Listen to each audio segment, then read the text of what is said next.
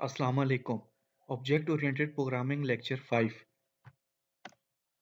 आज के लेसन में हम देखेंगे कि एरेज आप लोग जावा में किस तरह बना सकते हैं, 1D एरे और 2D एरे। लास्ट लेक्चर में हम लोगों ने देखा था loops, for loop, while loop and do while loop. आपको मैंने लास्ट लेक्चर में भी बताया था कि कोई भी आपके पास सिनेरियो है वो फॉर लूप से भी हो सकता है, व्हाइल लूप से भी और डू व्हाइल लूप से भी आप इसको हल कर सकते हैं। लेकिन बेटर अप्रोच क्या होती है, अगर आपने मेन्यू शो करवाना है तो आप डू व्हाइल लूप यूज़ करें। अगर आपके पास कोई इंक्रीमेंटेड फॉर्म में काम हो रहा है, लाइक टेबल शो करवा रहे हैं या वन बाय वन आपने स्टेप बाय स्टेप कोई काम परफॉर्म करना है, तो आप फॉर लूप यूज़ करें। व्हाइल लूप आप नॉर्मली कब यूज़ कर रहे होते हैं, जब आप की जो कंडीशन है वो यूज़र की इनपुट के ऊपर डिपेंड कर रही हो। लाइक हमने एग्जांपल स्टडी की थी कि अगर यूज़र जो है वो 0 इनपुट करेगा तो लूप टर्मिनेट हो जाना चाहिए। इसी तरह एक एग्जांपल आपको मैंने दी थी कि आप लोग खुद ट्राई करना कि आपके पास टोटल अमाउंट है और अमाउंट पेड है।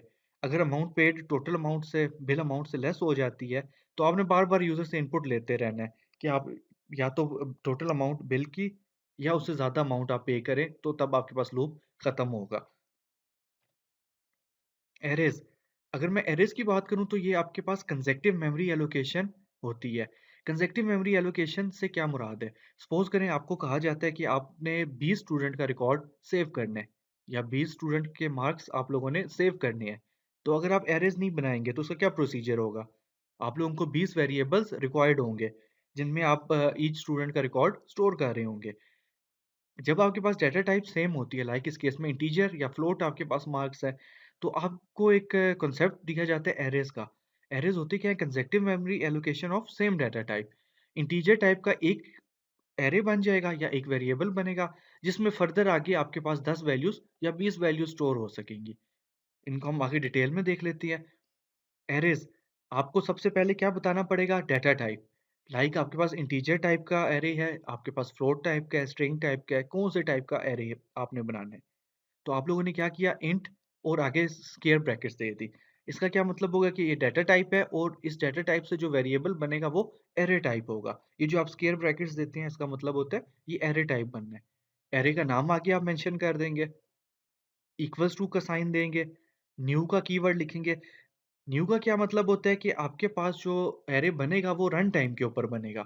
रन टाइम से मुराद क्या होता है कि आपकी जब एग्जीक्यूशन स्टेटमेंट के पास आएगी, इंट माई एरे के पास, तो उस टाइम पे वो क्या करेगा? मेमोरी में माई एरे वेरिएबल बनाएगा, एरे बनाएगा और उसको मेमोरी एलोकेट कर देगा। इस केस में वो 10 एलिमेंट्स की मेमोरी एलोकेट करेगा। तो न्यू का वर्ड किस लिए यूज़ होता है? कि रन टाइम मेमोरी एलोकेशन के लिए। और एंड पे आपके पास जो इंट स्क्वेयर ब्रैकेट्स में 10 लिखा हुआ है, इस 10 का क्या मतलब है? कि नंबर ऑफ एलिमेंट्स कितने हैं। मतलब जो आपके पास माई एरे इस टाइम पे बना है, उसमें मैक्सिमम एलिमेंट्स कितने आ सकते हैं? वो 10 आ सकते हैं।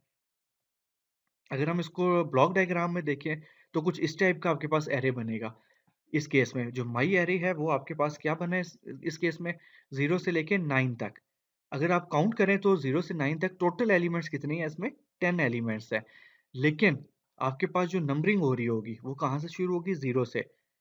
0 1 2 3 4। आप कह सकते हो कि माई एरे एक कंटेनर बन गया और उसमें आपके पास 10 ड्रॉअर बन गई हैं। अब आपने साबित है जिस ड्रॉअर में जौन-सा सामान रखना है, आपको कोई ना कोई उसमें नंबरिंग करनी पड़ेगी। तो आपके पास जो बाय डिफ़ॉल्ट प्रोग्रामिंग में ऐसा काम हो रहा होता है वो इंडेक्सेस पे होता है।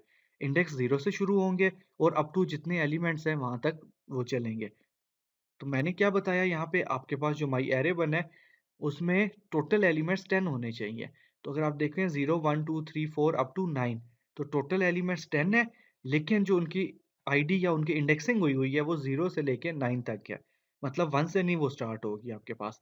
तो आपने ये चीज़ ज़हन में रखना है, number of elements total elements होते हैं, इंडेक्स हमेशा 0 से शुरू होगा और नंबर ऑफ एलिमेंट -1 हुआ करेगा। अगर आपने एरे में इनपुट लेनी है, तो आप लोग किस तरह? ऊपर आपको एरे डिक्लेयर करना तो आ गया है। अब एरे में आप इनपुट लेना चाहते हैं, तो आप वो किस तरीके से ले सकते हैं? सपोज़ करो मैं ये चाह रहा हूँ इस एरे में मैं फिक्स वैल्यूज़ को इनपुट लेना चाहता हूँ, तो मैं क्या कर सकता हूँ? माई एरे, एरे का नाम और स्क्वेयर ब्रैकेट्स में आप इंडेक्स नंबर बताएँगे, एलिमेंट नंबर नहीं, इंडेक्स नंबर। आपने 0 इक्वल्स टू 101 किया, इसका क्या मतलब है? कि वो 0 इंडेक्स के ऊपर 101 स्टोर कर देगा। माई एरे 1, आपने कहा कि 1 इंडेक्स के ऊपर क्या स्टोर करना है? 102, तो वो 1 इंडेक्स के ऊपर यहाँ पे वो मूव करेगा 1 इंडेक्स और यहाँ पे वो 102 को स्टोर कर देगा। इसी तरह क्या हो सकता है, ये तो मैंने फिक्स वैल्यूज इनपुट की हैं, लाइक 101 है, 102 है। आप क्या कर सकते हो कि यूजर से भी डाटा इनपुट ले सकते हो। अब यूजर से जो डाटा आपने इनपुट लेना है, उसके लिए आपको क्या करना पड़ेगा, स्कैनर क्लास का ऑब्जेक्ट बनाना पड़ेगा। मैंने यहाँ पे लिखा my array zero, my array zero equals to, पहले हम 101 लिख रहे थे या फिक्स वैल्यू दे रहे थे, अब मैंने लिख दिया S C dot next int. मतलब आपने जो भी यूजर इनपुट करेगा इंटीजर फॉर्म में, वो माई एरे में स्टोर हो जाएगा। एक चीज का ख्याल रखना है, माई एरे की डाटा टाइप क्या है आपके पास, इंटीजर है। तो आपके पास जो यहाँ पे फंक्शन कॉल हो रहा है वो भी नेक्स्ट इंट का हो रहा है। अगर आपके पास एरे जो है वो फ्लोट टाइप का होता, तो S C dot next float का फंक्शन आपके पास यहाँ पे कॉल होता। ये तो हो गया आपके पास इंडेक्स, आप मैनुअली दे रहे हो, जीरो पे जाए, वन पे, टू पे, थ्री पे, या किसी भी इंडेक्स नंबर पे आप डाटा स्टोर करवा रहे हो, चाहे वो फिक्स्ड वैल्यू हो, चाहे वो यूजर से आपने इनपुट ली हुई हो। अगर आप चाहते हो कि मैं 10 के 10 एलिमेंट्स में डाटा यूजर से इनपुट करवाना चाहता हूँ, तो आप क्या कर सकते हो, फॉर का लूप लगा सकते हो। फॉर का लूप आप कैसे लगाते हो, for int i equals to zero, क्योंकि इंडेक्स हमारा जीरो से शुरू होता है। तो आपने लिखा int i equals to zero, i is less than 10, i plus plus. तो आपके पास ये लूप जीरो से लेके 9 तक चलेगा। Int i equals to zero से चलेगा, आई इज लेस देन 10 मतलब 9 तक चलेगा, और हर बारी इंक्रीमेंट जो है वो 1 का होगा। नीचे आपने क्या लिखा, माई एरे। अब ये आपने 0 1 2 3 नहीं लिखा, यहाँ पे आपने आई लिख दिया। आई शुरू में जीरो था, नेक्स्ट टाइम पे 1 हो जाएगा, 2 हो जाएगा, 3 अप टू 9 तक चलेगा। तो my array i equals to S C dot next int, कि आपके पास यूजर जो भी इनपुट करेगा वो पहले आई इंडेक्स मतलब जीरो इंडेक्स पे स्टोर होगा, फिर आई जो है वो 1 हो चुका होगा तो 1 इंडेक्स पे, 2 इंडेक्स पे, इसी तरह वो 9 इंडेक्स तक आपके पास डाटा स्टोर करता जाएगा। इसी तरह आज आपने अगर 1D एरे में से डाटा को आउटपुट करवाना है, तो आप लोग किस तरह कर सकते हो, system dot out dot print line, और ब्रैकेट्स में आप क्या लिख सकते हो, एरे का नाम और इन कौन से इंडेक्स की वैल्यू आपने शो करवानी है। लाइक आप लोगों ने स्क्वायर ब्रैकेट्स में जीरो लिखा, तो जीरो इंडेक्स पे जो भी डाटा पड़ा हुआ है वो आपको डिस्प्ले हो जाएगा। सेकंड केस आपके पास क्या है कि आप चाहते हो कि 10 के 10 जो डाटा इसमें स्टोर हुआ हुआ है एरे में, वो आप डिस्प्ले करना चाहते हो। तो उसके लिए आप क्या करोगे, लूप लगाओगे, और लूप में आपने सिंपल क्या चेंज करना है, माई एरे इंडेक्स नंबर जो है वो आई दे देना है, वो 0 1 2 3 अप टू 9 तक का डाटा शो कर देगा इस केस में। कुछ एग्जांपल्स हैं, उनको हम लेके चलते हैं और साथ ही देख लेते हैं कि आप लोग एरेज डिक्लेयर कैसे करोगे और इनमें मैनिपुलेशंस आप लोग किस तरह परफॉर्म कर सकते हो। First one, create an application which inputs 5 integer value in an array of int type, show following sum max min and average. आपने एप्लीकेशन बनानी है, ठीक है, उसमें जो आपके पास 5 इंटीजर वैल्यूज स्टोर करवानी है एरे में, मतलब एरे का साइज क्या हो गया 5, और इंडेक्सेस क्या बनेंगे 0 1 2 3 4, और एरे की डाटा टाइप क्या है, इंटीजर है। पहले तो हम ये काम करते हैं, फिर हम देखते हैं कि सम मैक्स मिन और एवरेज आप लोग किस तरह कैलकुलेट कर सकते हैं।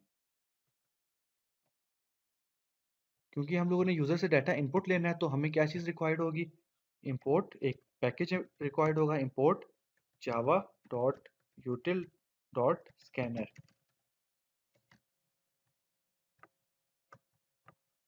यहाँ पे हम लोग आते हैं, स्कैनर क्लास का ऑब्जेक्ट पहले ही बना लेते हैं, scanner S C equals to new scanner, ये आप इनपुट के लिए यूज कर रहे होते हो, system dot in,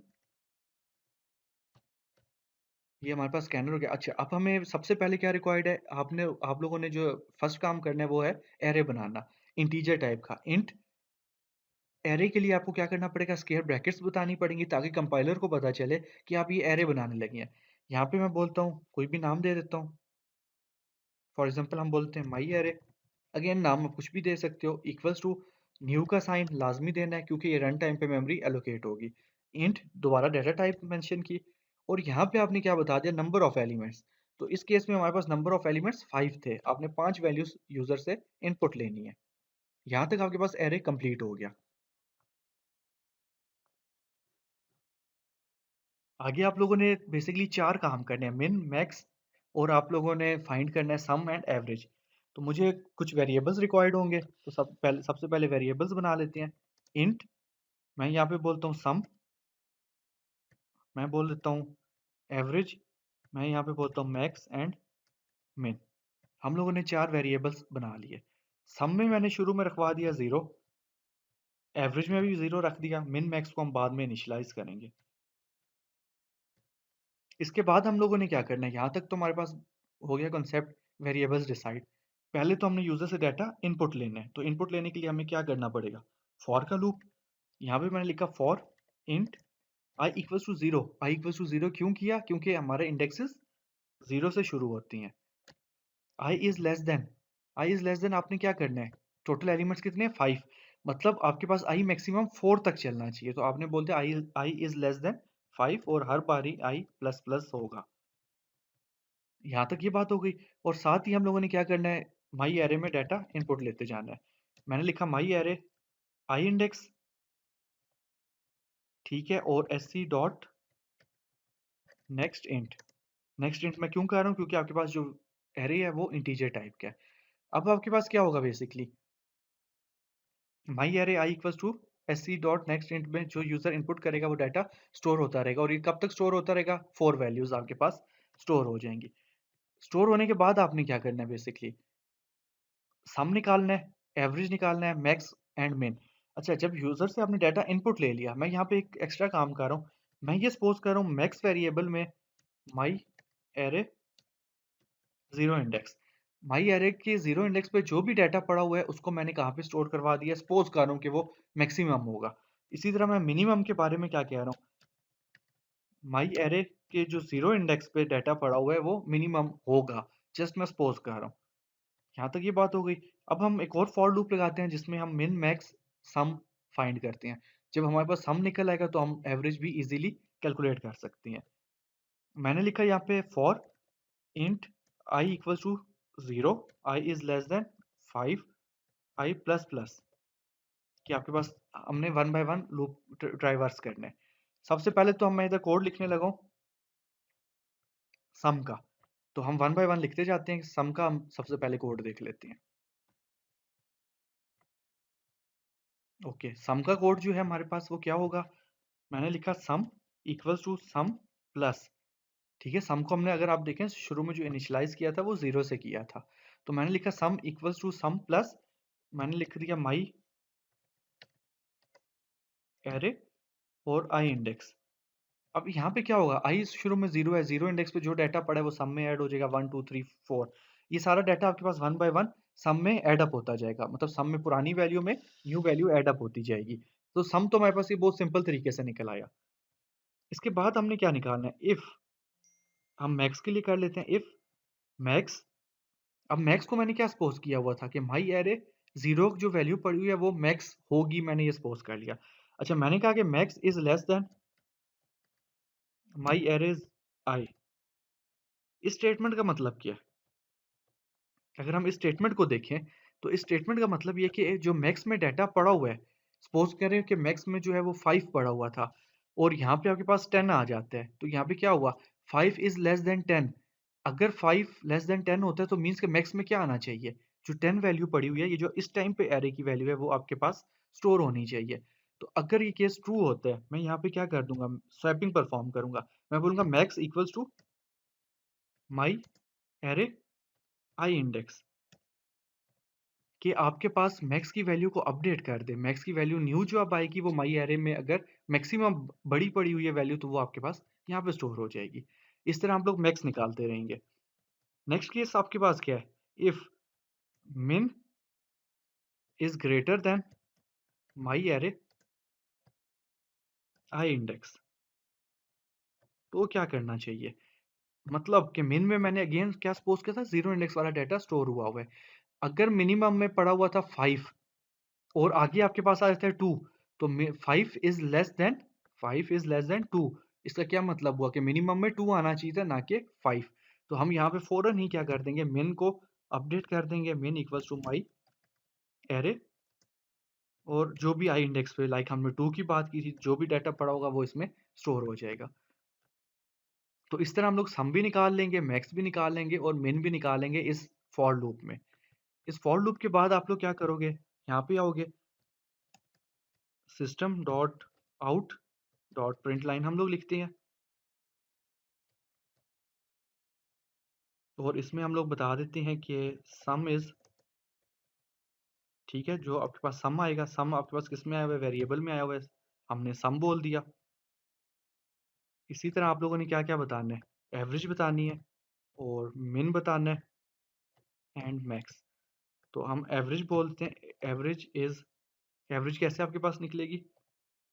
some divided by, हमें पता है कि टोटल नंबर 5 है, तो मैं फ्लोटिंग वैल्यूज को नहीं ले रहा, मैं जस्ट पॉइंट्स, जो पॉइंट के अलावा इंटीजर वैल्यूज होंगी उनको लूंगा। और मिन वेरिएबल में आ चुका है, मैक्स जो है आपके पास मैक्स वेरिएबल में आ गया। ये आप लोगों ने डिस्प्ले कर दिया और मैं इसको अब एग्जीक्यूट करता हूँ और हम लोग देखते हैं कि रिजल्ट आपके पास क्या आता है।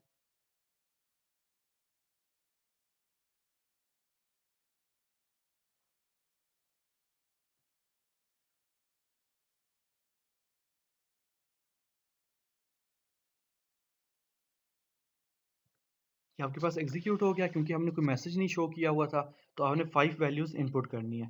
सपोज करो मैंने 2, 3, 4, 7, 9 5 वैल्यूज इनपुट कर दी।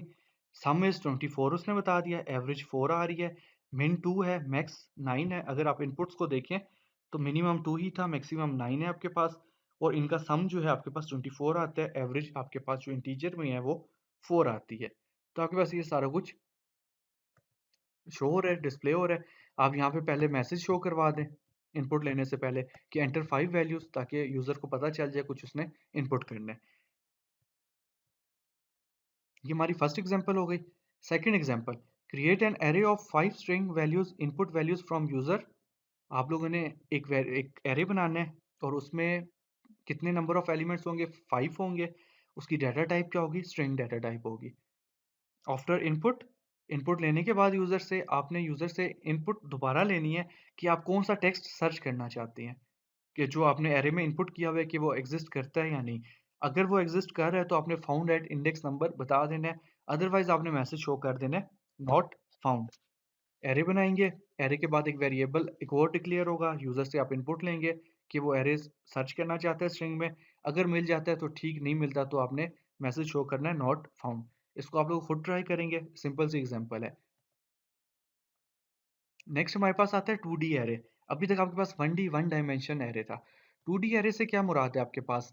कि रोज एंड कॉलम्स आ जाती हैं। आपके पास जो डाटा आता है वो रोज एंड कॉलम्स की फॉर्म में आता है। इसको डिक्लेयर कैसे करेंगे? अगेन इंट, जो भी डाटा टाइप है वो मेंशन करेंगे, और स्क्वायर ब्रैकेट्स 2 दफ़ा आप देंगे। एक दफ़ा ओपन क्लोज की, वो तो सिंगल एरे के लिए हो गया। फिर दोबारा ओपन क्लोज की, इसका क्या मतलब हो गया कि आपके पास ये अब एरे 2D एरे बनेगा। एरे का नाम आप मेंशन करेंगे, और न्यू का कीवर्ड रन टाइम या डायनामिक मेमोरी एलोकेशन। दोबारा आप डाटा टाइप बताएंगे, और अब फर्स्ट वन में जो आप बताएंगे फर्स्ट ब्रैकेट्स में वो लाइक 2 लिखा हुआ है, तो ये क्या है? नंबर ऑफ रोज। और आगे जो नेक्स्ट आपके पास स्क्वायर ब्रैकेट्स हैं उसमें जो आपने डाटा वैल्यू लिखी है वो नंबर ऑफ कॉलम्स के लिए होगी। तो इस केस में 2 columns and 3, 2 rows and 3 columns बनेंगे। 2 क्रॉस 3 का आपके पास मैट्रिक्स बनेगा या 2D एरे बनेगा। तो अगर आप देखना चाहें तो कुछ इस टाइप का आपके पास ये है माई एरे। इसमें अगर आप देखना चाहें यहाँ पे, तो ये आपके पास 2 रोज बनी है, 1 और 2, और अगर कॉलम्स देखें तो 1 2 3 कॉलम्स है आपके पास। अच्छा, जो इसका पहला सेल है वो कौन सा है आपके पास? 0,0, मतलब 0 रो 0 कॉलम। इसके आगे मैं मूव करूंगा तो 0 रो 1 कॉलम, 0 रो 2 कॉलम। ठीक है, अगेन कॉलम एंड रोज जो है वो इंडेक्स उनकी 0 से ही स्टार्ट होगा। अगर मैं सेकंड की बात करूं, जो आपके पास सेकंड रो है, तो सेकंड रो बेसिकली 1 है। 1,0 से क्या मुराद है? फर्स्ट रो, और आपके पास जो है 0 कॉलम। अगला आपके पास क्या आता है? 1 1, मीन्स के फर्स्ट रो फर्स्ट कॉलम। 1 2 का क्या मतलब है? 1 रो एंड 2 कॉलम। तो इस तरह आपके पास क्या हो जाएगा? ये 2D एरे बन जाएगा। आप इसमें इनपुट कैसे ले सकते हैं? अगेन, अगर आप फिक्स्ड वैल्यू इनपुट लेना चाहते हैं तो माई एरे, पहले आप लोग स्क्वायर ब्रैकेट में एक इंडेक्स देते थे लाइक 0 1 2 3। अब आपको क्या करना पड़ेगा? पहले रोज फिर कॉलम्स बताने पड़ेंगे। इस केस में क्या बताया? माई एरे 0 और 0। इससे क्या मुराद है कि आपके पास जो पहला सेल है उसमें 102 स्टोर हो जाएगा। माई एरे 10 से क्या मुराद है? कि फर्स्ट रो पे मूव करो और 0 कॉलम उसके। तो आपके पास जो है फर्स्ट रो एंड 0 कॉलम ये एरिया बनेगा, इसमें आप लोगों के पास 102 स्टोर हो जाएगा। अगर आप डाटा इनपुट लेना चाहते हैं यूजर से, तो आपको क्या करना पड़ेगा? My array row and column दोबारा बताना पड़ेगा, like 00 equals to SC dot next int आप बता दोगे। तो नेक्स्ट इंट से क्या होगा कि यूजर जो भी इनपुट करेगा वो उस लोकेशन के ऊपर स्टोर हो जाएगा। यहाँ पे सिर्फ 0 लिखा हुआ है, इसके साथ आगे आपको कॉलम नंबर भी बताना पड़ेगा लाज़मी। और थर्ड केस आपके पास क्या है कि आप लूप के ज़रिए इसमें डाटा स्टोर करवाना चाहते हो। तो अगर आप लूप के ज़रिए डाटा स्टोर करवाना चाहते हो तो आपके पास 2D एरे में नेस्टेड फॉर लूप लगेगा। नेस्टेड फॉर लूप से क्या मतलब है कि एक फॉर लूप के अंदर एक और फॉर लूप आपके पास नेस्ट हुआ हुआ होगा। आउटर जो लूप होगा वो रोज़ को डील करेगा और जो इनर आपके पास लूप होगा वो कॉलम्स को डील करेगा। अगर आप यहाँ पे देखें आउटर लूप बाहर वाला loop, for int i equals to 0 i is less than 2, मतलब इसको लेस देन 2 क्यों किया? क्योंकि आपके पास रोज़ जो है वो 2 हैं बेसिकली, 0 एंड 1 पे चलेंगी। तो आपके पास जो पहला लूप है वो क्या चीज़ किस चीज़ को डील करेगा? रोज़ को। इनर लूप को आप देखें, for int j equals to 0 j is less than 3, इधर मैंने 3 किया, मतलब वो कॉलम्स को डील कर रहा है कि हर एक रो में 3 कॉलम्स हैं और टोटल रोज़ 2 आपके पास हैं। और नीचे तो आप अगेन वही माई एरे, जहाँ पे आप 0 0 लिखते थे वहाँ पे रो नंबर और कॉलम नंबर लिख देंगे। आई जे फॉर एग्जांपल यहाँ पे यूज़ हुआ हुआ है। एससी डॉट नेक्स्ट इंट से आपके पास डाटा इनपुट होता जाएगा। एग्जांपल इसकी हम देख लेते हैं। हमने क्या करना है कि एक 2D एरे बनाना है जिसमें 3 रोज़ और 3 कॉलम्स होंगे। डाटा यूज़र से इनपुट लेना है और बाद में हम लोगों ने इसको डिस्प्ले कर देना है।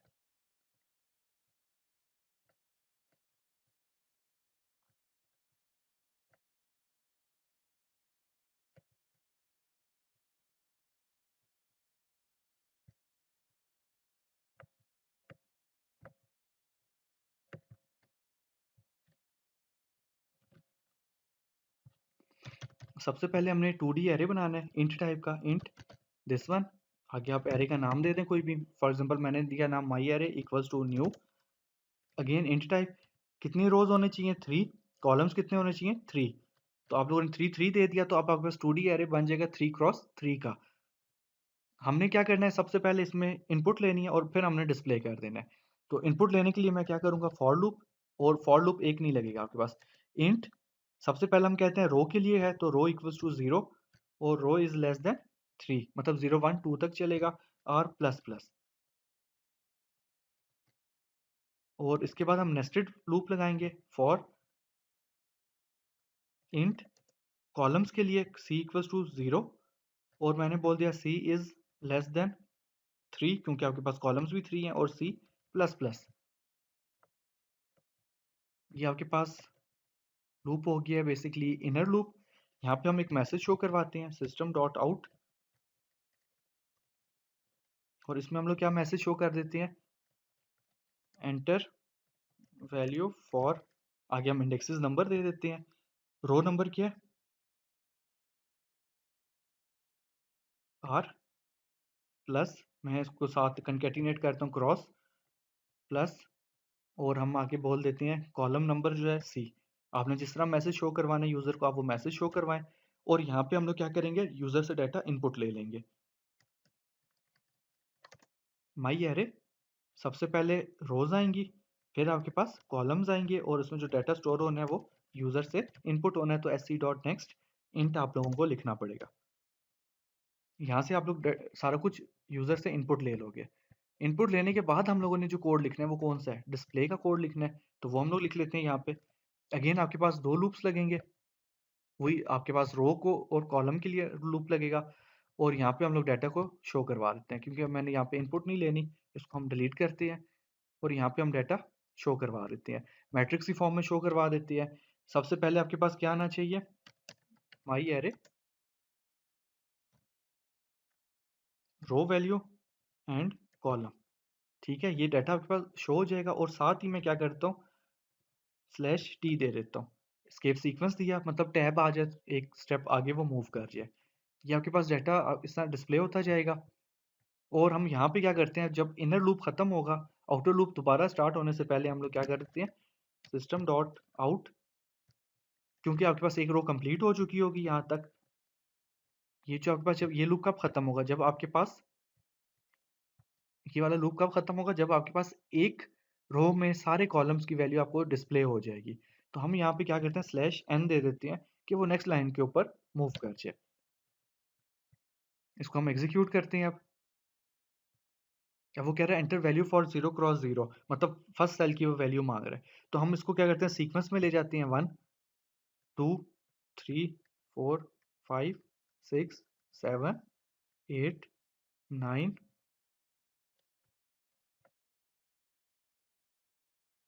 ये हम लोगों ने डाटा इनपुट ले लिया। और अगर हम यहाँ पे डिस्प्ले देखें तो आपको ये इसने डिस्प्ले दिखा दी है 9123। अब मसला क्या आ रहा था, यहाँ पे हमने नेक्स्ट प्रिंट एल एन लिखा होता, प्रिंट लाइन लिखा होता, इसको मुझे हटाना पड़ेगा क्योंकि मैं एक लाइन में इसको डिस्प्ले करना चाहता हूँ एज अ मैट्रिक्स फॉर्म। मैंने दोबारा यहाँ पे इनपुट ले ली। ये अगर आप आउटपुट देखें तो अब आपके पास 1 2 3 4 5 6 7 8 9, ये 1 टैब 2 टैब 3। और इसके बाद आपके पास क्या होता है, जब रो एक कॉलम्स खत्म हो जाते हैं एक रो के तो स्लैश एन होता है, तो नेक्स्ट लाइन पे मूव करता है 4 5 6, फिर नेक्स्ट लाइन पे मूव करेगा 7 8 9। आपने जो भी डाटा दिया हुआ है वो आपको इस तरह रो मैट्रिक्स की फॉर्म में शो हो जाएगा। ये आपके पास कॉन्सेप्ट है 2D का। इसमें आप डिफरेंट एग्जांपल्स कोट कर सकते हैं कि ये जो आपके पास एक रो आ रही है इसका सम क्या बन रहा है हर रो का। इसी तरह हर कॉलम का सम आप निकाल सकती हैं। आप डायगोनल 159 जो डायगोनल्स पे डाटा पड़ा हुआ है उनका सम आप निकाल सकती हैं। या अगर आपको कहा जाए कि डायगोनल पे आप 111 कर दें, 000 कर दें, तो 2D एरेज की आप ये डिफरेंट एग्जांपल्स को आप लोग खुद ट्राई करेंगे कि आप लोग किस तरह एग्जांपल्स कोड कर सकती हैं। यहाँ पे हमारा लेक्चर ख़त्म होता है। एरेज को हम लोगों ने यहाँ पे कंप्लीट कर लिया, 1D एंड 2D एरे को।